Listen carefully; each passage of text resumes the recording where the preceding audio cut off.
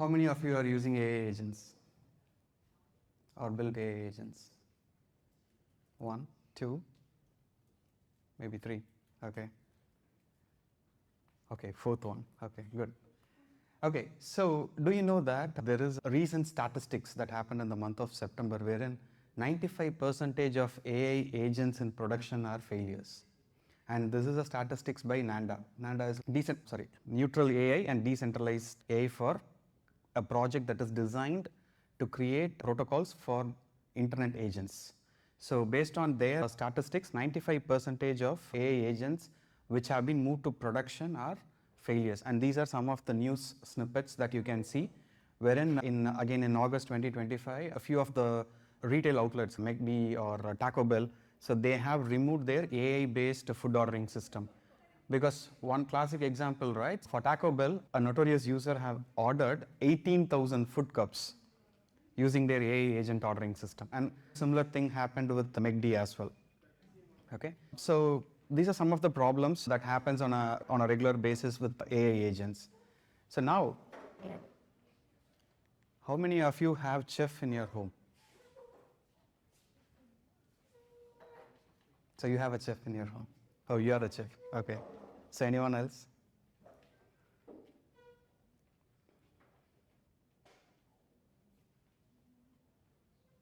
Okay.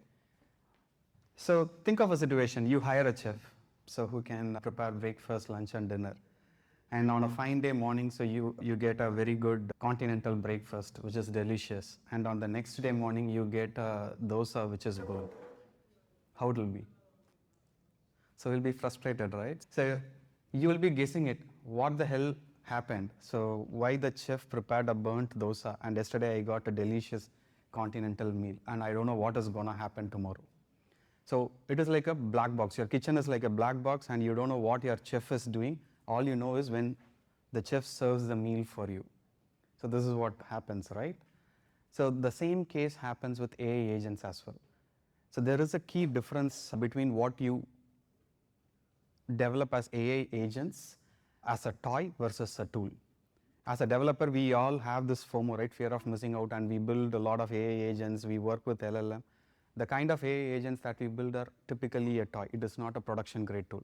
And how it is different from a production grade tool? There is one word that differentiates an AI toy versus an AI tool. It is observability. With that, good morning, ladies and gentlemen. Myself, Meiyappan Kannappa, and I am Director of Technologies in Ford Motor Company for e-commerce. So let's get into this, right? So what is observability? So we had a very good keynote session this morning which talks significance of observability, right? Till today, most of us have been working on observability or using observability for the production grade applications. But how does it reflects in the AI systems, right? Is it the traditional way of observability, just to monitor CPU, RAM, memory, and whether the application is up and down? Is that what it is? If that is what it is, no, it is not. AI agents or using AI in your production grade systems should need a different kind of observability which should provide you the internal state of AI systems. So with that, you will be able to convert your AI toy to an AI tool. So observability is a bridge which will help yourself to come out of chaos to control in the AI agents. And there are three key attributes here, right? So one is visibility. So as I said, it gives you what is happening in the internals of your AI application. 2, it is the measurement. So it can be the measurement of performance, accuracy, and understanding the decision making of your LLM. And third one is the control. So with all this information, you can get complete control of your AI agent and you can structure how you want your AI agents to work and what are the contexts that you can give to your AI agent. So now I talk more about AI agent, right? So can anyone tell me, okay, even before that, right? So I talked about observability, but there is also called this monitoring, right? So what is the difference between observability and monitoring? And many a times we use this interchangeably, right? So monitoring is something you continuously monitor and react based on the monitored results. You never know what is happening internally, but you react based on the outcome of the monitoring. It could be you set up a monitoring on, say, for example, you need to monitor the CPU for your machine or monitor RAM for your machine. So based on the monitoring results, it will react and based on the reactive alerts, you will act on top of it. It is completely a black box. With AI observability, it will be more of proactiveness. So your system will collect all the data from the production systems, and then it will act proactively, and it helps you understand why certain things are happening and how it is happening. Wherein in the monitoring, it is just what is happening. So there is a difference. So monitoring is what part, and observability is on why and how part. Okay. So let's take a sneak peek of what is AI agents. Yep. So what is AI agents, right? So can anyone give a quick gist of what AI agent is? And it is there in the slide as well. So it's purely a software, but it can work autonomously to do desired goals. The interesting thing is the AI agents can understand the environment, understand the context, reason it, it can do a decision making, and then it can execute desired task to achieve those decisions. So that is what a AI agent is. For example, again, if I take the Taco Bell example, so a user comes in, based on the user context, it can order a food for the user, and it can do a payment on behalf of the user based on the saved credit card. So all it needs is the context, and as a software developer, we need to give the appropriate prompts to the AI agent, and the AI agent will do a task autonomously on behalf of you. And these AI agents would also be used in workflows, right? So if you have heard of N8N, or recently OpenAI has announced a workflow within OpenAI Agent Builder. So these are some of the workflows where you can have multiple agents work in cohesive nature to perform certain tasks and accomplish certain tasks. Sorry. So when you say AI agents, can we have the questions at the end, please? Okay. Let me finish it off. Sorry. Okay. So that's about the AI agents, right? So now coming back. So now we have seen we need observability to make production grade agents, and we know what AI agent is. But in observability, what are the key and significant aspects that we need to look into? So there are totally three key aspects, right? One is the AI ops. The second one is the AI evaluations or AI evals. And third one is AI FinOps. So FinOps is also a critical part in building your AI agents. So starting with AI ops, right? So it is very typical to a traditional observability, but then here it also monitors how your LLM behaves. So what is the kind of prompt that the user is using? So what is the outcome of those prompts? So it will try to observe all these information about your AI agent in every stages. Your AI agent can interact with the external tools. It can interact with other AI agent. It can interact with the LLM model, or it can be part of the workflow. As I said, AI agents can reason it, and it can act accordingly, and it can make an external API calls as well. So we need to have an end-to-end understanding of what is happening in the AI agent, and that comes as a part of AI observability. It's more about the tracing and understanding the end-to-end operation of your AI agent. And second, it is AI evals. So what is evals?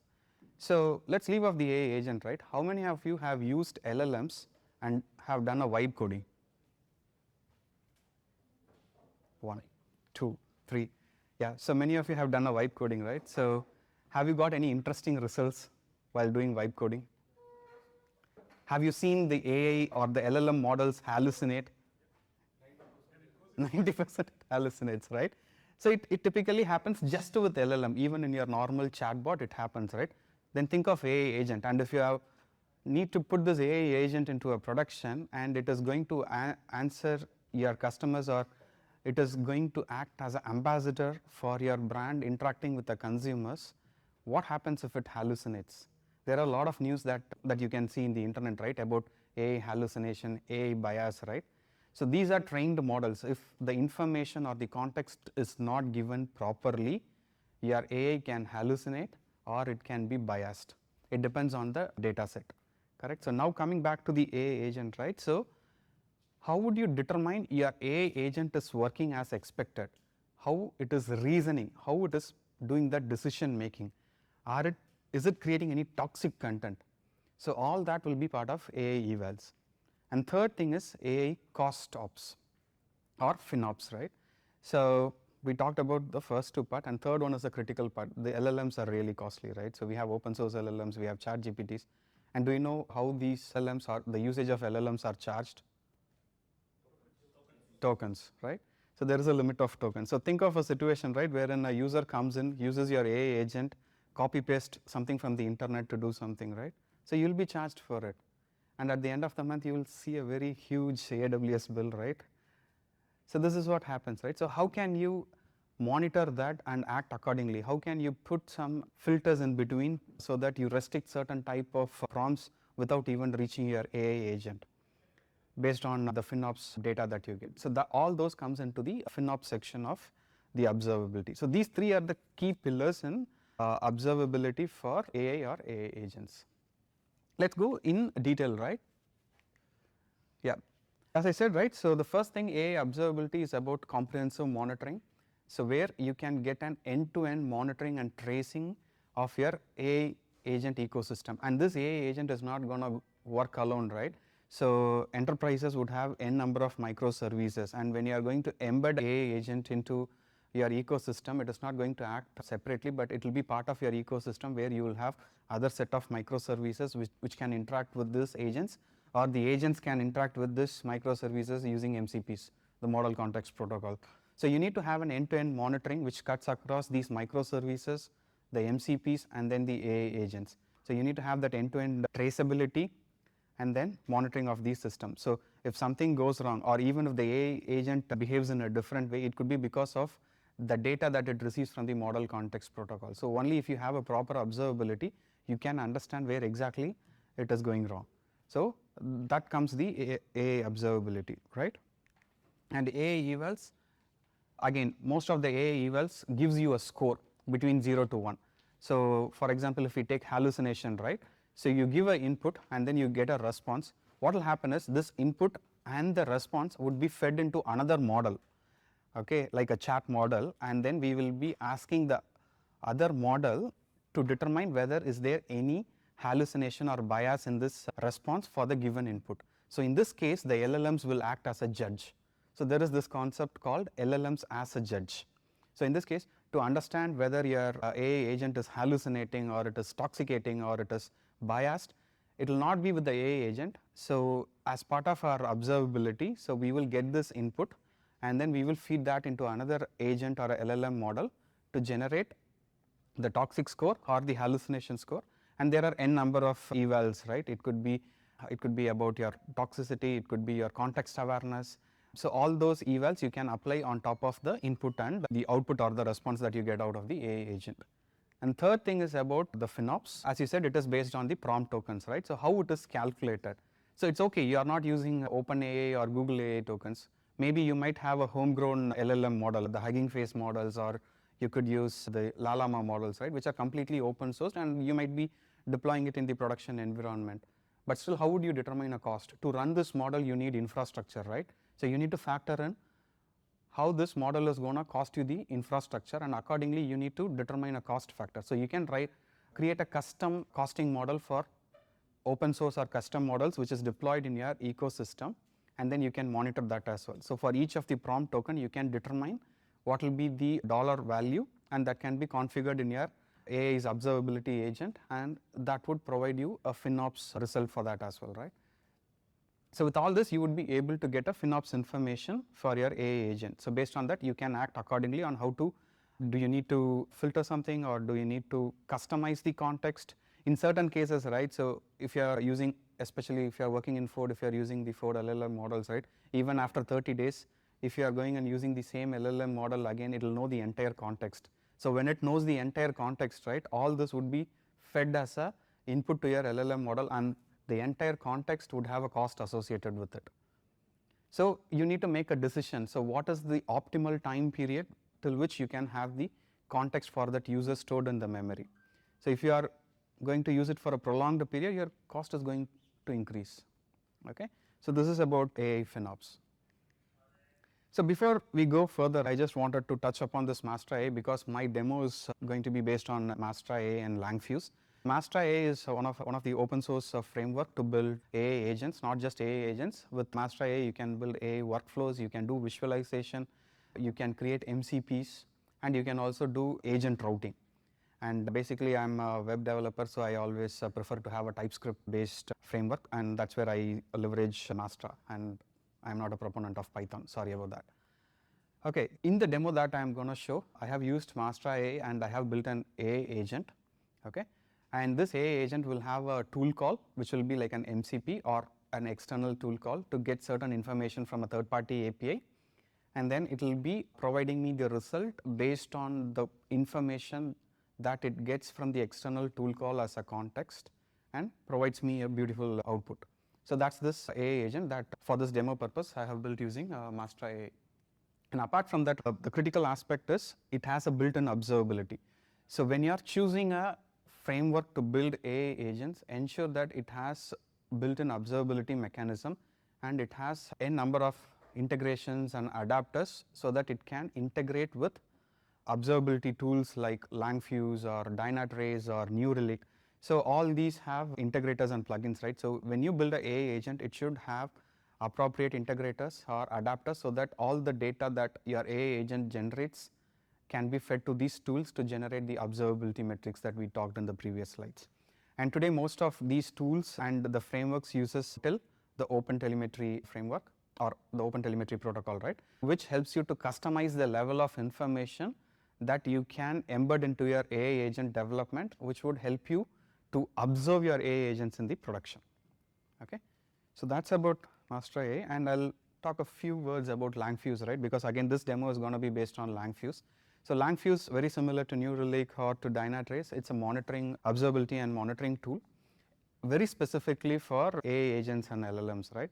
It is not just monitoring your CPU RAMs or API response times, rather it will monitor the decision process of your AI agent. So why your AI agent has arrived to a certain decision and why your AI agent is making a tool call, whether the tool call is successful, what is the latency time of the tool call, what is the latency time of your tool, what is the latency time for your LLM model to give the response.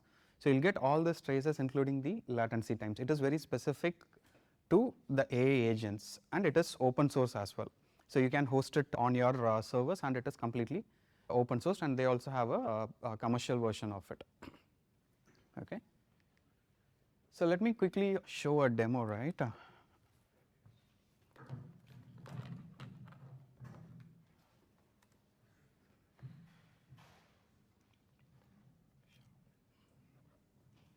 okay.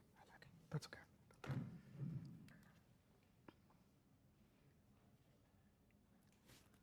Is it visible?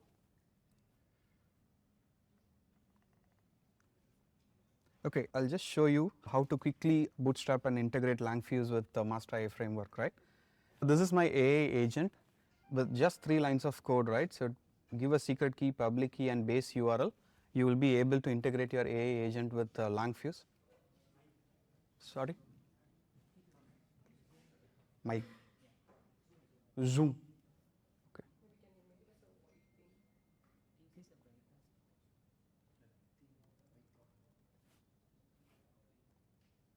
It's full. Is it okay?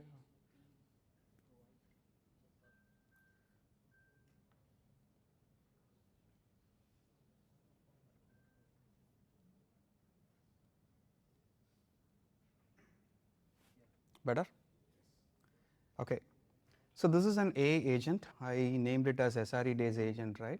So this is the master configuration. So where you will have the workflows, the agent, and then you will have a section of telemetry. So this is where you will configure your observability tool. So it could be Langfuse or Dynatrace or New Relic. So there are n number of integration that Master AI framework provides, right? So here I have integrated with Langfuse.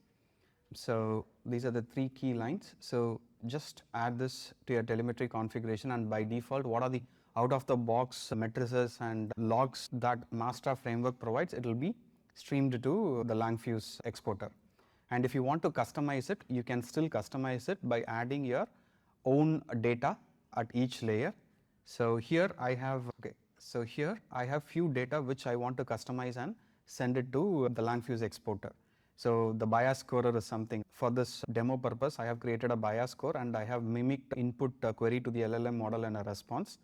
And when I give this query and response to another LLM model, so I have used Lalama model as a judge. So when I give that this is the query that I fed into the LLM and this is the response that I got from the LLM, and now tell me whether there is a bias. And similarly, I have done the same thing for hallucination as well. So I have created two scorers and I have given this as an input, and once the score is received, I am updating that to the Langfuse exporter in this fashion. So now what will happen is, once the execution is successful, this results will be streamed to Langfuse. Okay. So let me quickly show a demo of my AA agent. Okay, so this is my AA agent. Okay.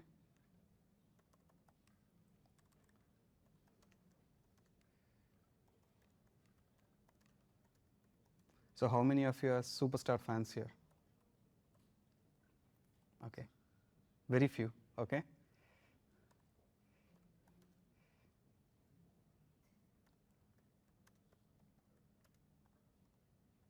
So I'm just giving some random prompt, right? So especially for superstar fans here. So it is gonna integrate with the external API call through an MCP, and it is going to give me a response. Hopefully this should work. Most of the time my demo doesn't work. And while this response comes, I'll show you. This is how the Langfuse exporter looks like. I have taken data for past 30 days. And this is the dashboard, right? Again, you can customize this dashboard. So basically, this demo is created for the SREday event. So if you see, there are around 46. Let me change the theme.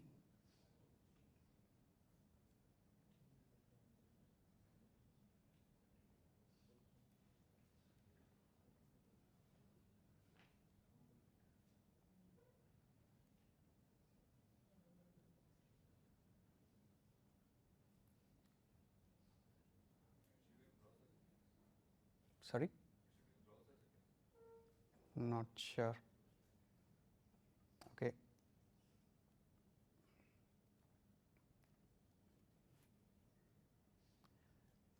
Okay, at least the white color text are visible. So I just wanted to show you, we talked about three key pillars, right? AI ops, AI evals, and FinOps. So here you will have, in the dashboard, you will have all the three information. The traces is belonging to the AI observability part, which gives traces about all your AI workings, the internal workings. And then you will have the FinOps detail. So I have used my local Lalama models like GPT OSS and Lalama 3.2. Okay, and I have customized the cost for the demo purpose. So don't worry, for 30 days, just with few number of tokens, you will not get $462. So this is for demo purpose, right? So for each LLM call, for the each prompts that you give and the response that you get, so it calculates the cost and it updates it here. And then here it is the evals, AI evals, right? So how the bias score looks like and how the hallucination score looks like. So on an average, the bias score is 1, and the hallucination, there is 2, it is not hallucinating, it is 0. Okay, and bias, there is a bias. So this is how it will be. And you can see various other sets of information, including the latency, the model latency, everything. And if you go to tracing, right, it will give you a detailed tracing. Let me show that. Okay, now I got the response. Let me show you. See, this made a tool call. Okay, I have integrated with an open source movie database through an MCP protocol, and that is also built with Mastra. So it fetched this information from the OMDB, and then it has presented me this information in this format. And now let me come back here and let me take this trace, right? So this is the input that I gave, and I have given a context as well. So this is the system instruction, and this is the prompt that I have given. Okay, and this is the first one, and second one, it is generating, and then it had also made a movie tool call. So the last one, if you see, it has made a MCP tool call, and the latency time for that tool call is around 0.81 seconds, and the entire trace is available here. So similarly, now this has to work with your microservices, or if there is a need to interact with the database, you would be able to see the entire trace here with that trace ID. So very similar to how we do distributed tracing just with microservices or with microservices and database. Here it gives even a more granular information about your tools, the tool calls, and then the rest of the infrastructure elements. Okay, so this is how it would be. Now coming back, right? So what are the benefits of having this observability? I think we have spoken a lot about it. So you would be able to understand the decisions of your AI agents, and it would also help you to identify the errors and correct those in your AI agents, and it would help to control your cost. So what is the limit you can control the prompt tokens? So you would be able to have control on your overall cost, and this would also help you on the continuous improvement. Okay. And with this, we have come to the end of this session, right? So the key takeaway is observability is not a choice. It is a part of your application. So it cannot be a choice anymore. It is a mandate. Only then you would be able to have your AI agents successful in the production environment. Okay. And as I said, the key word to transform your AI toy to AI tool is observability, and observability has three characteristics or three pillars: the AI ops, the evals, and the FinOps. So with that, I think we have done with our session. Thank you, team, and I'll open it up for questions. How do we know the AI evaluation itself is not hallucinating? When you're using again AI to evaluate the hallucination or of the other AI, right? So how do we know if this itself is not hallucinating, and do you set some boundaries there? So how do you approach this? Okay, so first of all, when you say hallucination, right? So you give an input to the LLM model, and then you get some response. Until you get the response, you don't know whether it is hallucinating or it is giving the right result.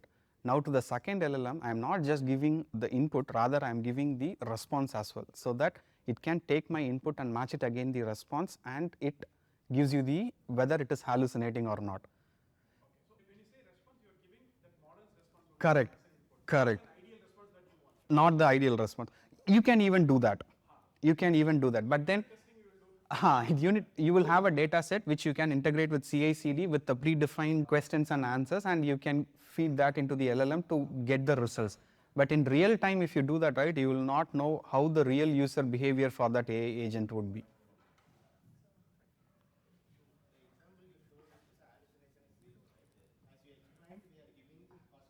Response to the second LLM. So we are taking the work from the second LLM, or we are doing some other actions to refine the response of the previous LLM.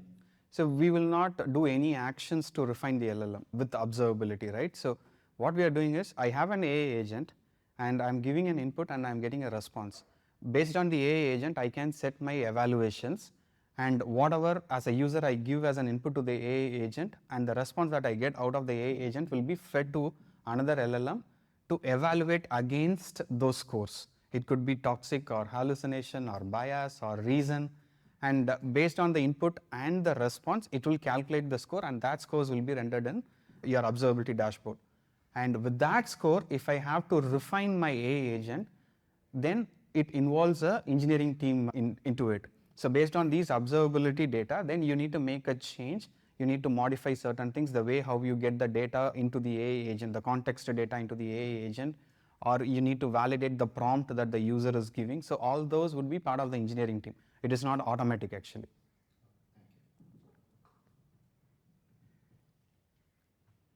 Any other questions? No, I got my question answered. Okay, sure. Anything else?